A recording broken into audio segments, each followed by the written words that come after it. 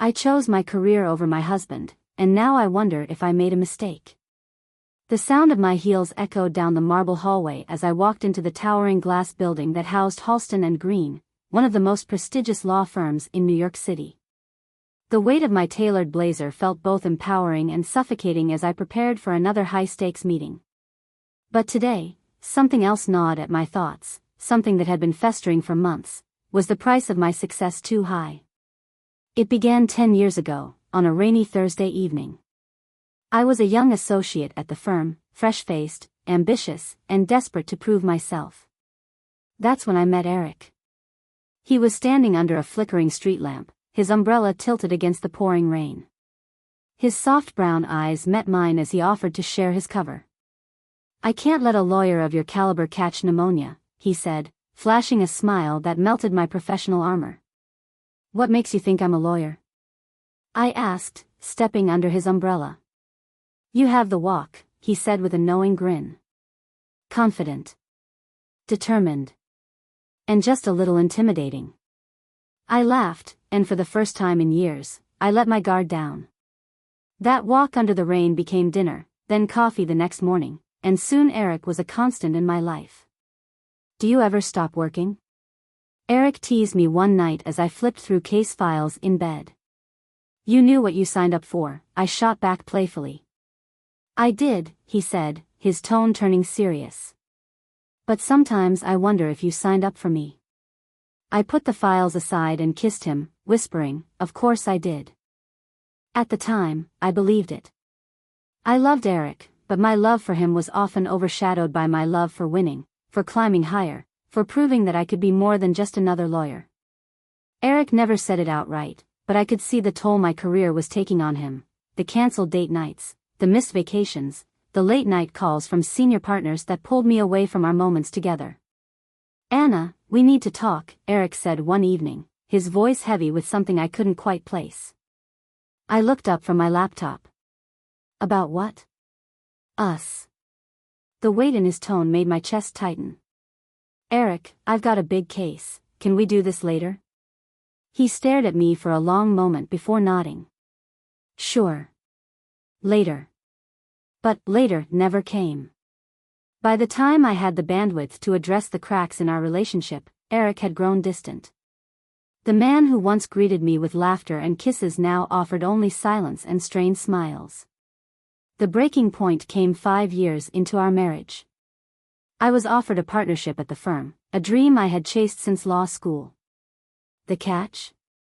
It required relocating to London for 3 years to oversee international cases. "I can't just uproot my life," Eric said when I told him. "I'm not asking you to uproot anything," I argued.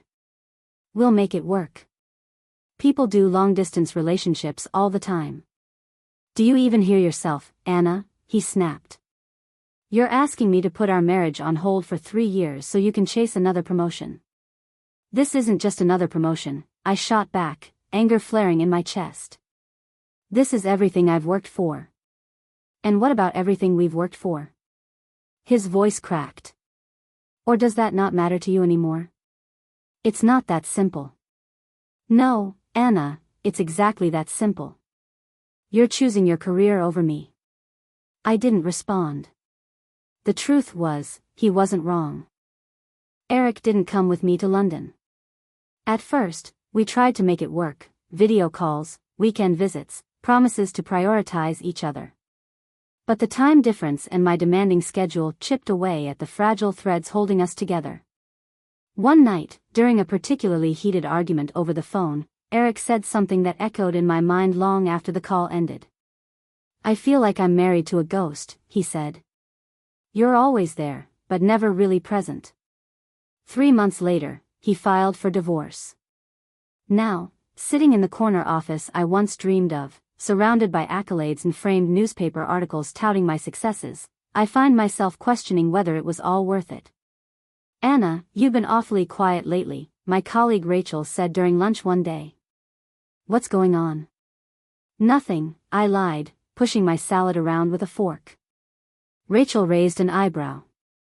"Come on, I've known you long enough to know when something's eating at you." I hesitated before blurting out, do you ever wonder if we're missing out on something? Rachel paused, her expression softening. You mean like a family? Not just a family. Love. Connection. Balance. She let out a wry laugh. Anna, you're one of the top lawyers in the country. You've got the kind of career most people would kill for. And yet, I said quietly, sometimes I feel like I'm sitting on a throne made of sand. That evening, I found myself scrolling through Eric's Facebook profile. It had been 3 years since our divorce, and I hadn't heard from him since. His profile picture showed him smiling alongside a woman with bright eyes and a kind smile. They were holding hands, standing in front of a house with a "sold" sign in the yard. For the first time in years, I let myself cry. Not the composed, silent tears I had mastered, but deep, gut-wrenching sobs that shook my entire body. I wasn't crying because Eric had moved on, I was crying because I hadn't. A week later, I booked a flight to Anna. Eric's voice was cautious when he opened the door.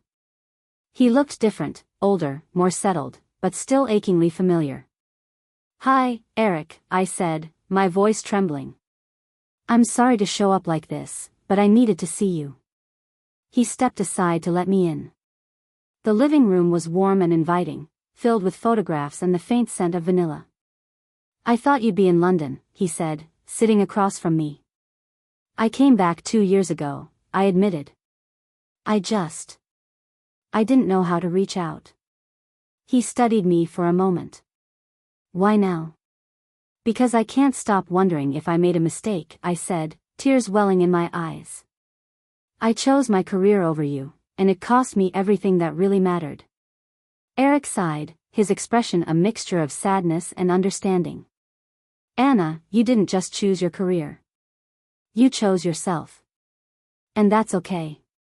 But we were never on the same page about what we wanted, and that's not something a promotion or an apology can fix. His words, though gentle, cut deeper than any courtroom defeat. I nodded, wiping away tears. I just needed to tell you, I said, standing to leave. For what it's worth, I'm sorry. Eric smiled faintly. Take care of yourself, Anna.